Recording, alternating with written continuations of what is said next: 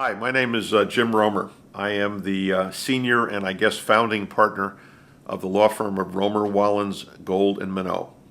We're located in Albany, although recently we've acquired a presence in Lake Placid, New York to service our North Country clients.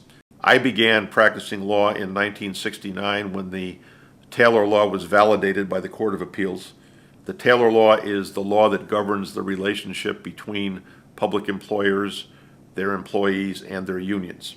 And so one of the benefits of retaining our firm in a retainer relationship scenario is that we can become the institutional history of the municipality itself. And that's an important ingredient when you're trying to figure out what did people mean by certain things. Knowing where you were and where you're going is fairly important. As an example of one of the types of advice that we give you pursuant to the retainer relationship, I've asked my partner Earl Redding and an associate attorney in our office, Elena Pablo, to give you a little demonstration about the Q&A, so to speak, that would occur if your organization was served with a Division of Human Rights complaint. Earl Redding put this Q&A together and actually made a presentation at the New York Conference of Mayors in the recent past at one of their general meetings. We received a Division of Human Rights complaint with respect to one of our employees. Can you help me determine what our next steps are supposed to be? Absolutely. The Division of Human Rights is a public entity in New York State that investigates harassment, discrimination, and retaliation claims. You've probably already heard of the EEOC, it's the Equal Employment Opportunity Commission. That is the federal investigatory arm that looks into discrimination, harassment, and retaliation. The Division of Human Rights is the state's arm, and the Division of Human Rights actually is funded in part by the EEOC. The EEOC receives so many complaints that include both federal and state statutes that they have the Division of Human Rights to investigate solely New York State discrimination and harassment. But you'll see in the packet that they gave you that they'll also file a charge with the federal EEOC in addition to New York State. But the Division of Human Rights is free of charge to file a complaint or a charge. No, you don't have to pay a filing fee or anything to that effect. So an individual can go actually on the website, which it looks like this individual did. They can go on the website, they can fill it out, and they can send it in to the division.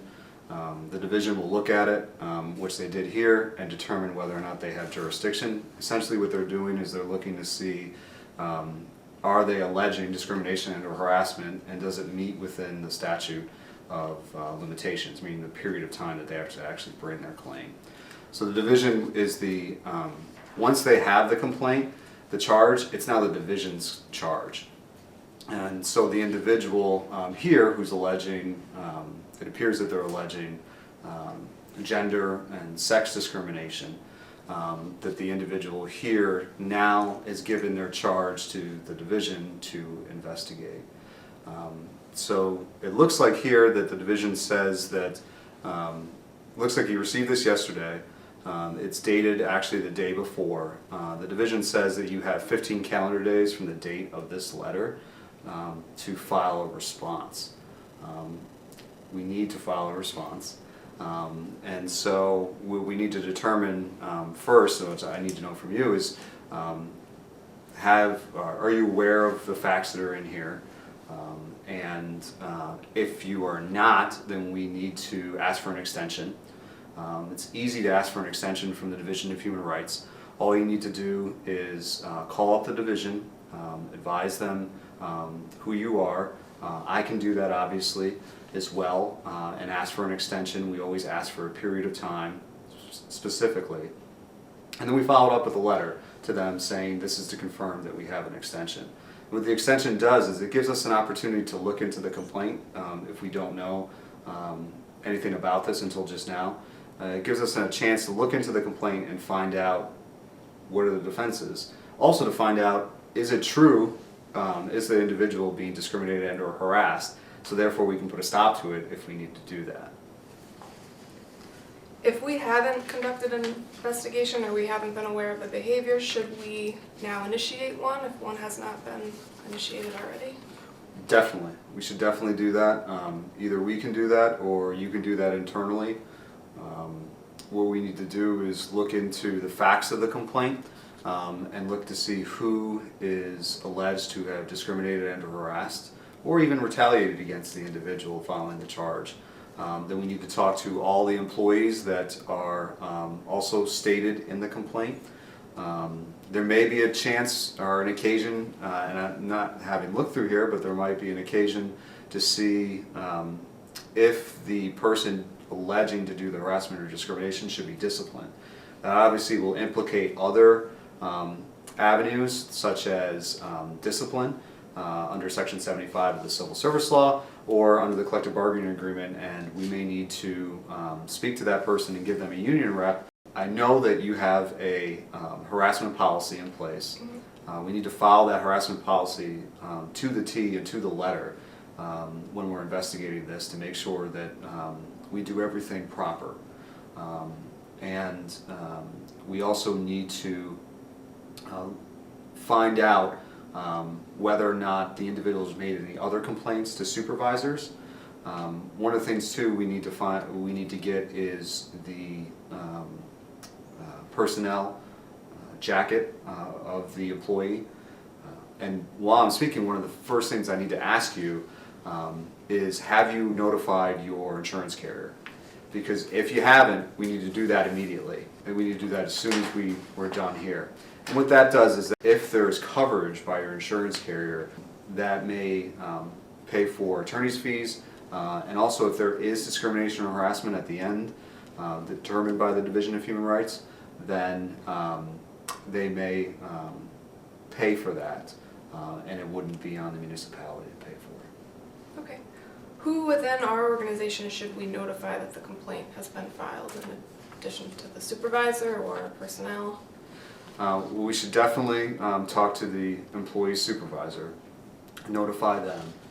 We should also we should let the decision makers know.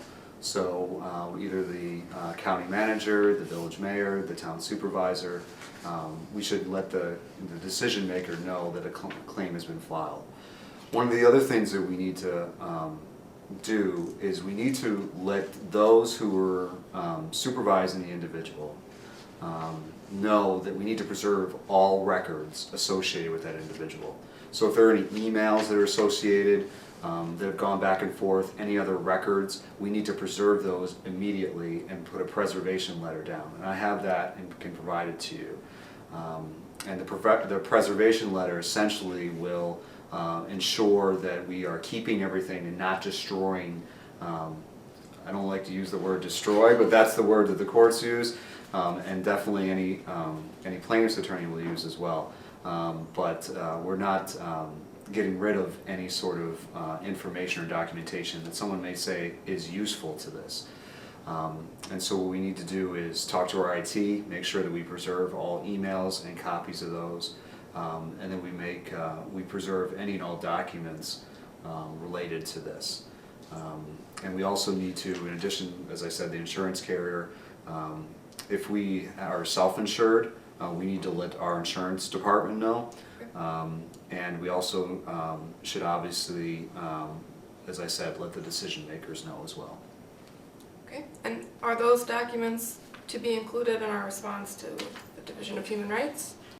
We can submit our documentation either after we get an extension, or we can submit it within the 15 days if we already have everything.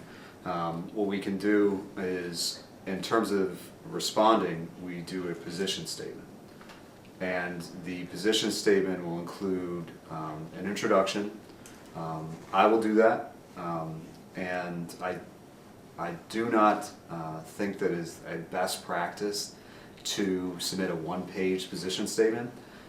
The best thing to do is submit a position statement that includes documentation that substantiates any defenses we have, or substantiates that there isn't discrimination and harassment that are happening. And so a position statement will basically include an introduction. Here's who the employee is, here's how long that they have worked for us, here's what their duties and responsibilities are, and then we'll go into the facts. Here's why this individual hasn't been discriminated and or harassed or retaliated. that this individual has been subject to discipline, that this individual has been subject to some sort of corrective action, that in some cases this individual has been given all the accommodations, if this is a disability case, all the accommodations already that they've requested. We'll then also include as part of the position statement a legal analysis. So if there's certain things like the statute of limitations have run after we look at this, or is this something that should be deferred really to the collective bargaining agreement, meaning this is solely covered by the collective bargaining agreement, this isn't harassment or discrimination, we can allege one of those defenses. But essentially the position statement should lay out everything that we think the division should know when they are making a determination. Because the division is the one that is now investigating this. It's taken out of our hands. We obviously have input into that, but it is now up to us to usher in the facts and help the division determine that there hasn't been discrimination and or harassment or retaliation. Okay. Should we take any disciplinary action? Are we restricted in any way in our ability to take disciplinary action prior to the outcome of the Division of Human Rights investigation? That's a great question. Lots of times employees are being subject to corrective action. They've been counseled, they've been told that they're about to be disciplined, or they've been served with a notice of discipline, and then they file a Division of Human Rights complaint thinking that the employer will not take any action. We need to be very careful though, because you can't retaliate against somebody for making a Division of Human Rights complaint, which means that if you file the complaint and I say, we're going to discipline you because you filed the complaint, that is a complete no-no, and that is something we shouldn't be doing. However, if the individual has already been subject to discipline and then they file the complaint, we have to appropriately weigh whether or not we want to continue with the discipline.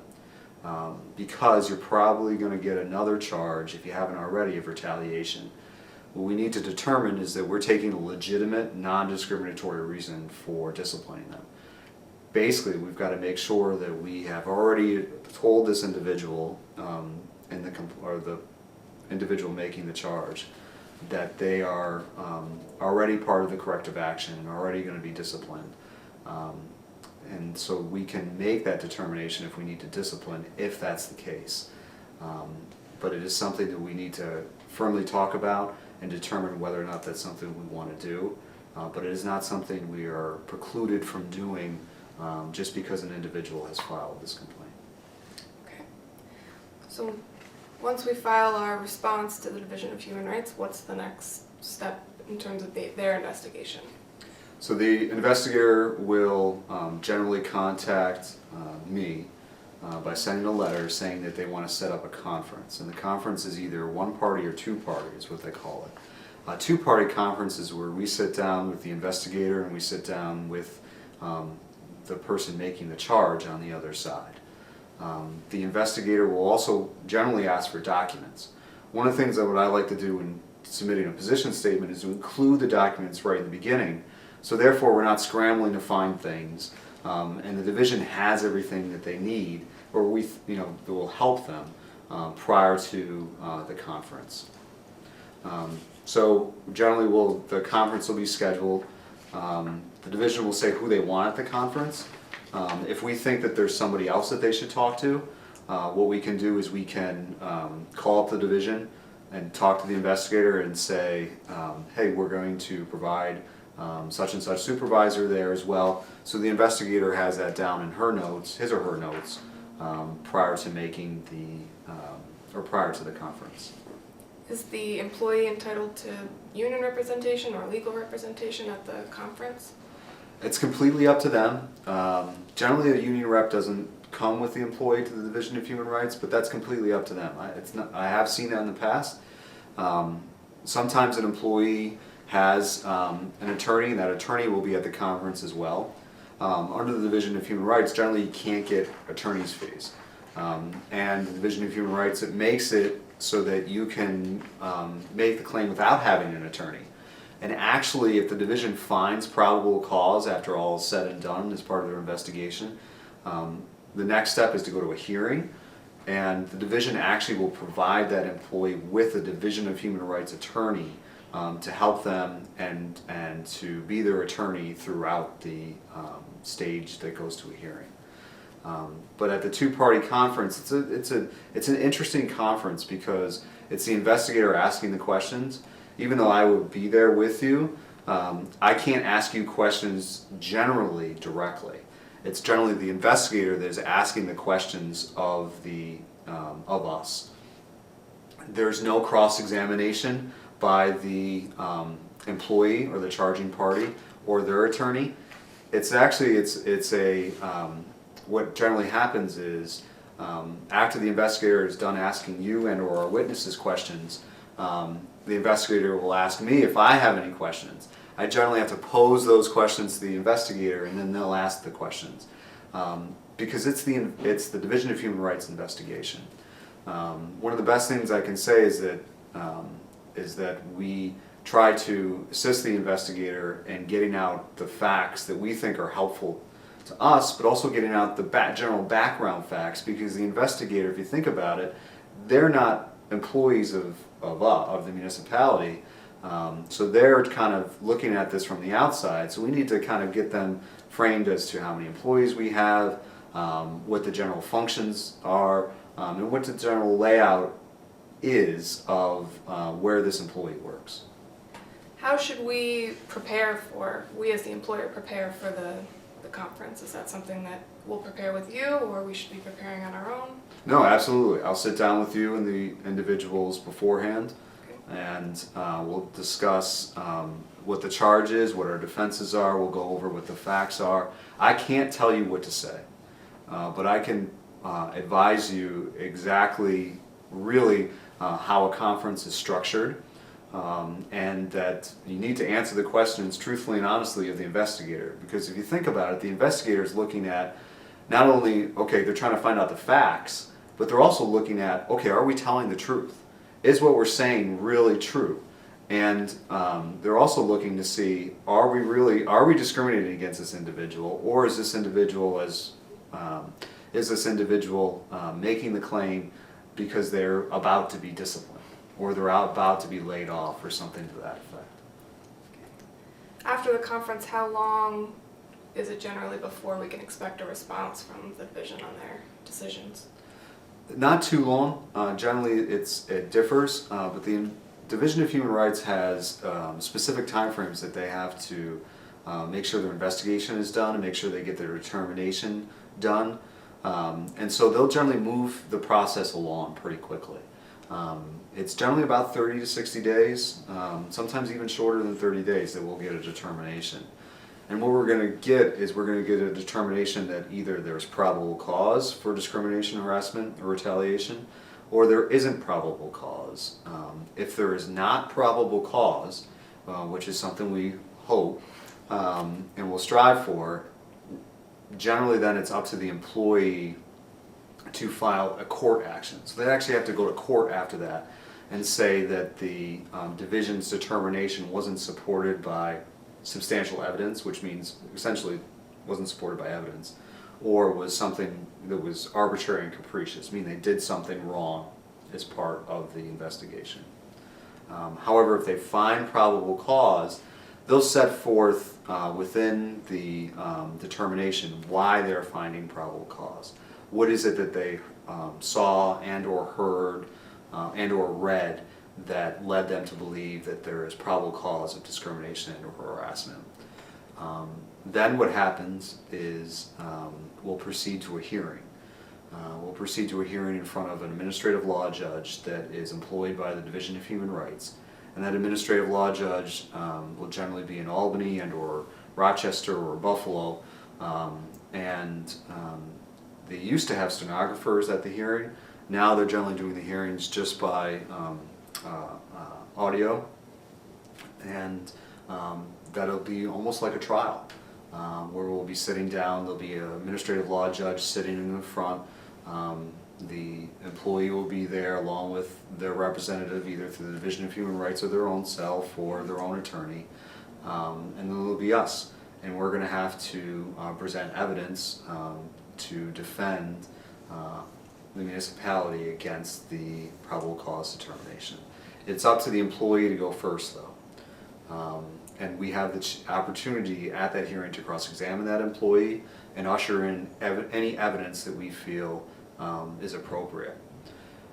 Prior to the hearing, I'm going to meet with you several times to prepare you and our employees who may be witnesses for the hearing. I also go over what evidence we need, so in terms of documents. And one of the things I think is helpful with the division when we're doing a hearing is to prepare almost just like a trial. So we need to have all the fact witnesses that we need. Even though hearsay can be admitted as part of a Division of Human Rights hearing, I'd like to have all the witnesses there because I want the division to see, and the administrative law judge to see our employees firsthand. Also, I think it's imperative to have a binder of the exhibits that we are going to present. The first Division of Human Rights hearing I ever did, I obviously prepared ad nauseum for it. And one of the things I had was a binder of all the exhibits. And it was a disability case, so there were a lot of exhibits that were involved. And I had one binder for the administrative law judge, one binder for us, obviously, and one binder for the employee's attorney. And when I gave the binder to the administrative law judge, the first thing he said to me was, "Good boy." Probably shouldn't have said it, but what he said was essentially signaling to me that that was very helpful to him. And really it turned out to be very helpful because as you think about it, and this is something we can do as we're moving along in the process, is keep a binder. Because then we can flip to the specific tabs and say, okay, here's 1, 2, 3, 4, 5, and here's what I'd like you to refer to. And it makes the hearing go fairly smooth. Because generally they only give us 2 days for a hearing. And a lot of times they want to get this done in a day. And so it makes things go a lot smoother if you have the exhibits that are ready. And you can, we can essentially admit to all the exhibits if we need to. So we don't have to have somebody come in and say, here's the exhibit, here's, it's a true and accurate copy of something we keep in our daily records. Okay. After, if we do proceed to a hearing, how long until we receive a determination, and then how can we proceed if we get an unfavorable determination? It shouldn't be that long, again, after the hearing's done to get a determination, generally within 30 days or so. The determination will be recommendations and findings along with a determination from the division. So basically the ALJ will be recommending either probable cause or no probable cause, and then the division regional director and or director will say, here's the determination, I agree and or I disagree. If they find that there is discrimination or harassment, we do have the opportunity, as the employee did on a no probable cause, we'll have the opportunity to go to court and challenge that. We'll be challenging the division, and we'll have to also look to see if we can, the division will generally say that employees should get back pay or they should get some sort of compensatory damages, and we'll look to see if we can put a hold on that while we're challenging their determination. Okay, thank you very much. Hope that was helpful. I hope the interaction that you've just witnessed between Earl and Elena gives you a fairly good idea of the type of interaction that can occur under our retainer relationship when an event occurs at your location and you need some help. Earl prepared this presentation for the New York Conference of Mayors and presented it to them at one of their recent meetings, and so we use this presentation in this video so that you can get an idea of the types of things that we do. If you're interested in getting some more information about our firm and about these services, please feel free to look at our website, rwgmlaw.com, or you can contact me. I'll give you my cell phone number because it's used frequently by our clients. It's area code 518-265-5875. Thanks for your attention.